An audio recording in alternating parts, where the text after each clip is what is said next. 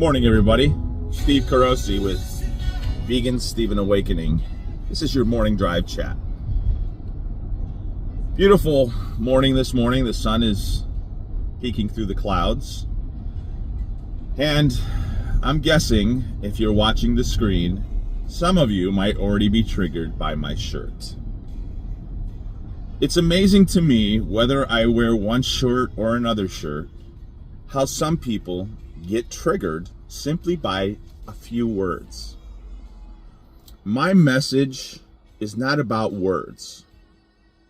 My message is about the hell on earth, the animal holocaust. And I'm trying to make the link for those of you that have the ability to look within yourselves and your daily behaviors and what you do.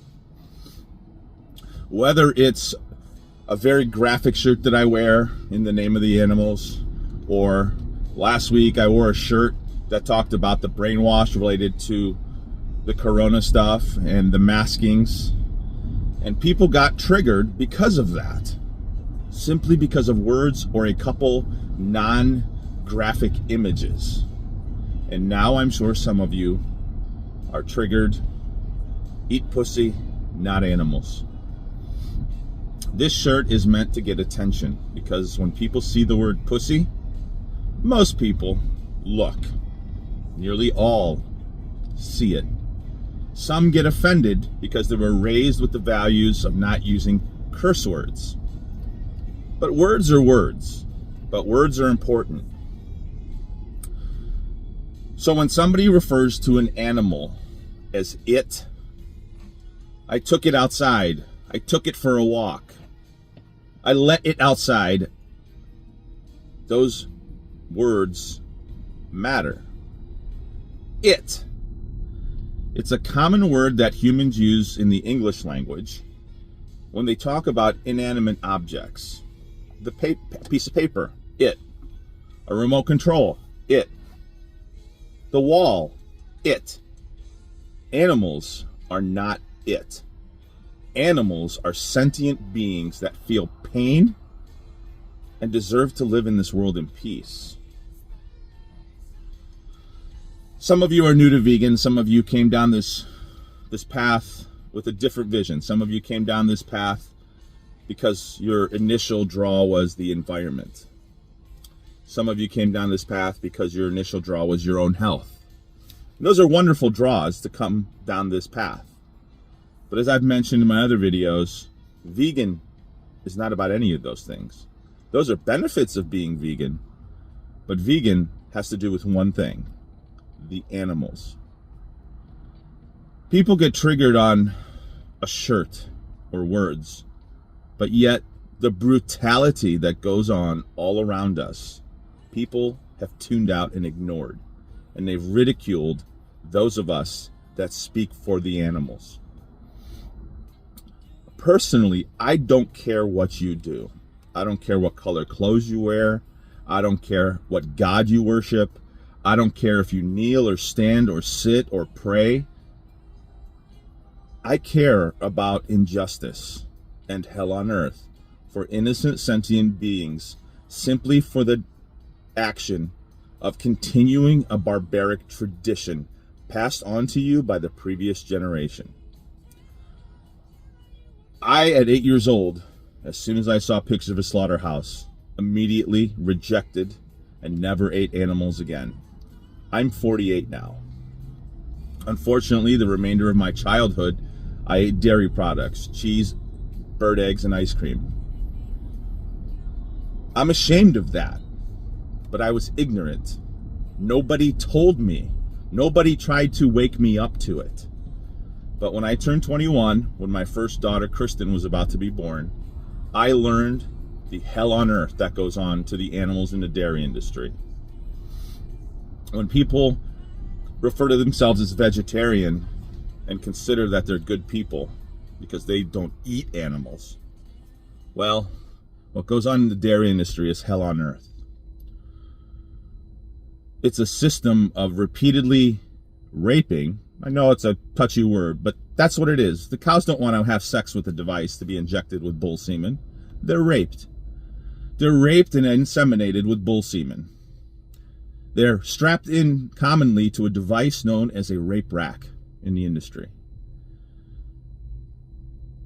They then carry this calf inside of them for close to the same time humans carry a baby.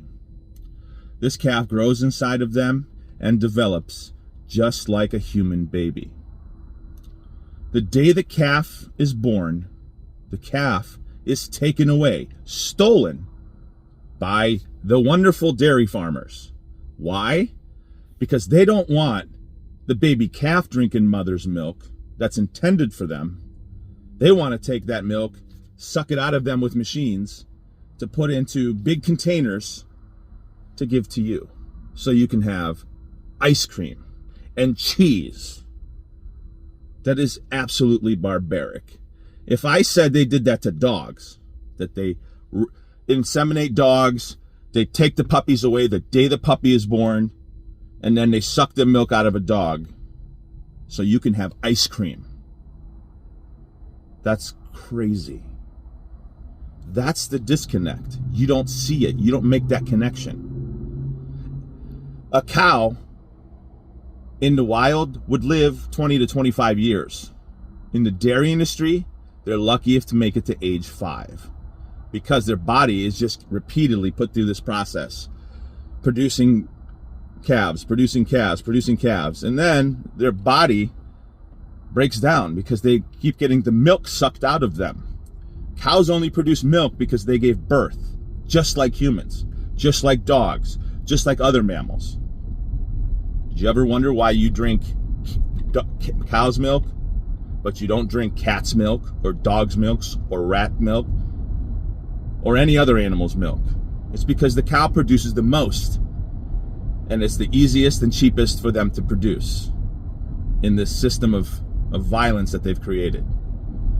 And they put the commercials on TV, and you're raised with this wonderful imagery of going to get ice cream with your family or putting cheese on everything that you do.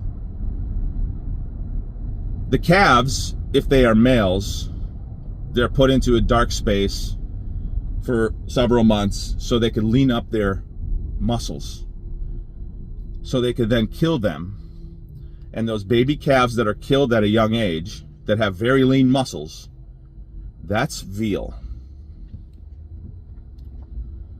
But most of you casually shoot out that word and have no problem because of your disconnect.